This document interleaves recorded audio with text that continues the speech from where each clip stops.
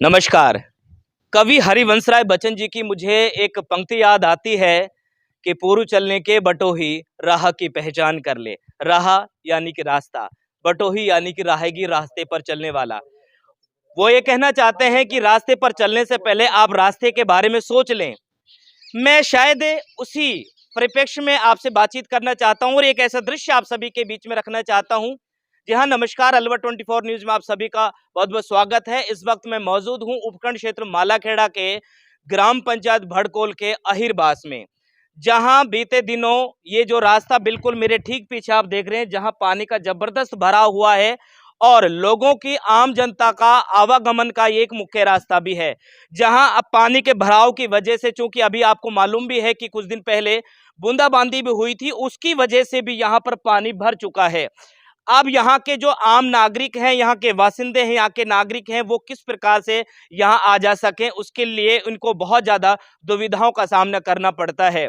जब यहाँ के स्थानीय लोगों से मैंने बातचीत की तो उन्होंने कहा कि हमने कई मर्तबा प्रशासनिक अधिकारी और जनप्रतिनिधियों को इसके बारे में अवगत कराया, लेकिन उन्होंने हमारी समस्याओं की तरफ बिल्कुल भी ध्यान नहीं दिया। आप बिल्कुल जहाँ तक आपकी नज़र जा रही होगी, आपको सिर्फ पानी और कीचड़ से लबालब ये रास्ता दिखाई दे रहा होगा। ये लोग बड़े परेशान हैं। जहां इस रास्ते पे साधन तो बड़ी बात है कि लोग यहां से पैदल भी निकल नहीं सकते। एक रास्ता सैंक्शन हो चुका है जैसा यहां के स्थानीय नागरिकों ने हमें बताया, लेकिन आधे रास्ते तक इंटरलॉकिंग का काम हुआ, उसके बाद उनको किन्हीं कारणवश रोक दिया। क्या मामला है ये तो प्रशासनिक नुमाइंदे ज्यादा जानते हैं। मेरे साथ में यहाँ के स्थानीय नागरिक हैं। सबसे पहले आप अपना नाम बताएं। उन्नीस कुमार यादव साहब, वार्ड पंच भी हूँ मैं, अब की बार भड़कोल पंचायत। जी, रास्ते के बारे में क्या बोल रहे हैं? रास्ते की बात यह है कि साहब, हमने जितना भी अधिकारी, जो प्रशासन अधिकारी और जो क्षेत्रीय विधायक है, उनसे सबसे हमने कई कई बार बात कर ली साहब। और यहाँ एक दिन वीडियो साहब आ गया और उन्होंने ये की थी कि भाई यहाँ से और कंप्लीट हिरकती बारा मुख्य सड़क तक ये रोड बनेगा कंप्लीट, और नाली और बनेगी बकायदे। अय्यन साहब भी आए थे। उसके बाद साहब आधा रोड ही बनाया, आधा के बाद यहाँ लेडीज और हमारी सीनियर सेकेंडरी स्कूल है यहाँ, और यहाँ मुख्य हिरकत तिबारा पे मेन हमारी जो यादव समाज का वो कार्यालय बने हुए है।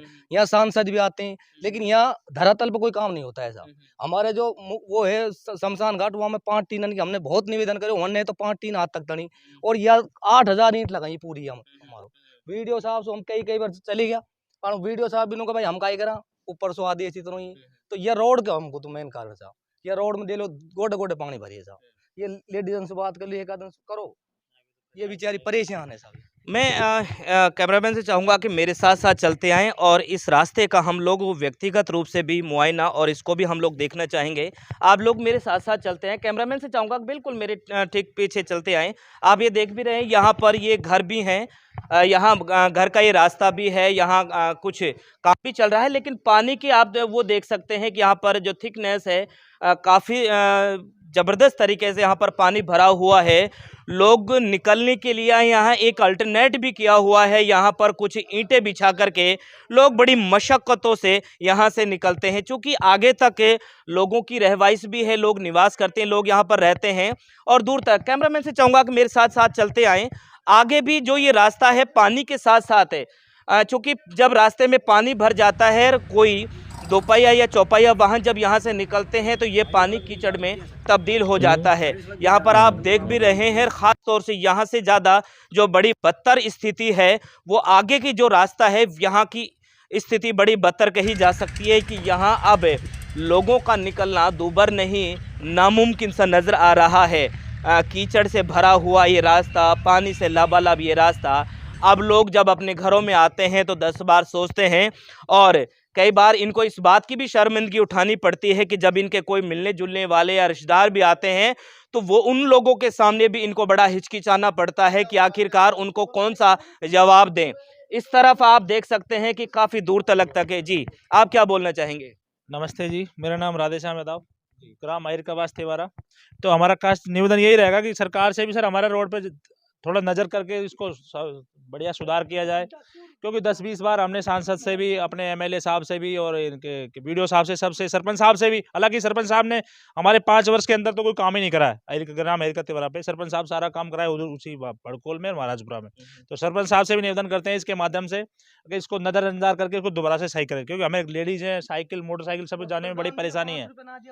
तो सरकार से रिक्वेस्ट करते हुए, अगर सरकार की जब जरूरत होती है वोट लेने की, जब तो हमारे पास आ जाती है, अब जब जरूरत खत्म हो गई तो सरकार हम पे नजर ही नहीं रखती है। तो हाथ जोड़ के निवेदन है कि हमारा रास्ता को दोबारा से ठीक मरामत करी जाए, जो जाने आने में दिक्कत। हमारी जल जल योजना जो चल रही है JJM, वो हम हाँ, अब तक हमारे सरकार यहाँ से एक लाइन ना दबी, एक लाइन ना दबी। हमारे जल मिशन योजना का कोई पाइप, एक मतलब कोई नली नहीं लगी अभी तक, चारों तरफ लग चुकी है आसपास के एरियो में। हमारे गांव में कोई मतलब नल नाम की कोई चीज ही नहीं अभी तक है। जी, आप क्या कहना चाहेंगे? क्या नाम है आपका? ईसर है।